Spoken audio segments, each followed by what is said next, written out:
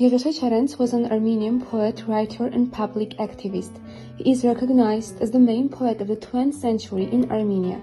Yeghishe Charents was born in Kars in 1897 to a family involved in the trade. His family hailed from the Armenian community of Maku, Persian Armenia. He first attended an Armenian elementary school but later transferred to a Russian technical secondary school in Kars from 1908 to 1912.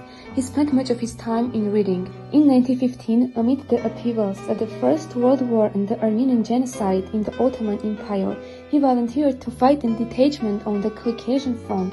Sent to Van in 1915, Charents was witness to the destruction that the Turkish garrison had laid upon the Armenian population. The horrors of the war and genocide had scared Charents, and he became a fervent supporter of the Bolsheviks. In 1919, he returned to Armenia and took part in revolutionary activities there. It is a well-known fact that Yeghishe Charents' personal life was very turbulent and rich in love adventures. But there was only one to whom the great poet experienced a really deep feeling and whom he would not forget until the tragic end of his life. She was Arpenik, Charents' first wife. In 1920, Arpenik arrived in Yerevan and started to work at a boarding school for children with special problems. It was here that Charents and Arpenik met. The future poet was working as a teacher in the same school as well. The young people quickly got close to each other, finding many common interests. Soon, in May 1921, they got married and together went to Moscow to study at the Communist University of the Toilers of the East. Charents was then 24 and Arpenik 22.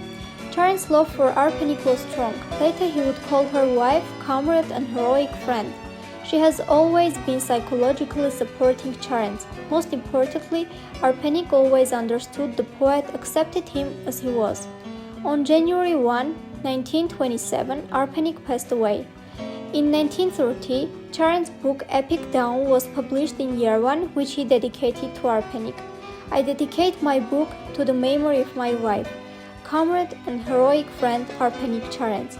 In the book there are also two sonnets dedicated to Arpenik. Yeghishe Charents has always been considered as the poet of revolution in Armenia, and is certainly one of the greatest poetical voices of the 20th century in the Armenian language. Charents is more than a national poet, he was a great poet of revolution. More than just a victim of the times, Charents became a martyr to his people, and many consider him to be the father of modern Armenian literature. After the communists took over in Armenia, in 1992, Charents left for Moscow again to continue his education, but then returned and became involved in literary and cultural work. In 1924, he traveled abroad to visit Turkey, France, Italy, and Germany. Charents continued to write prolifically until his death. He published 6 volumes of poetry in the novels Land of Nairi, Epic Daybreak, and so on. Charents also has many translations and unpublished poems.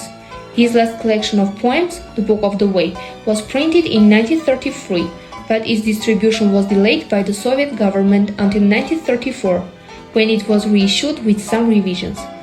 In this book, the author lays out the panorama of Armenian history and reviews it part by part. William Saroyan met him in 1934 in Moscow and thereafter described him as a courtly, brilliant man who was desperately sad.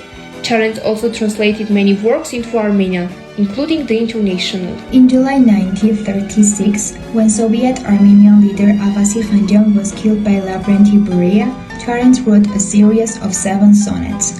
After Komitas' death, he wrote one of his last great works, Requiem Aeternam in memory of Komitas. His downfall started in 1935 when he was fired from his job, expelled from the Writers' Union of Armenia, and interrogated several times at the Ministry of Internal Affairs on trumped-up charges of being a terrorist.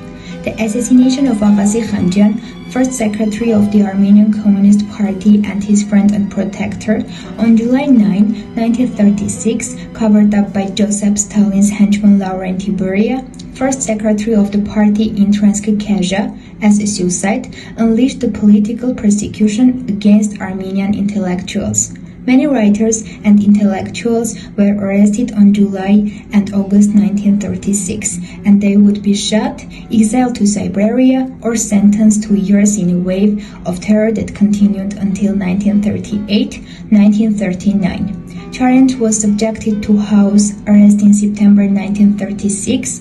His books were retired from libraries and bookstores, and the publication of his works was stopped.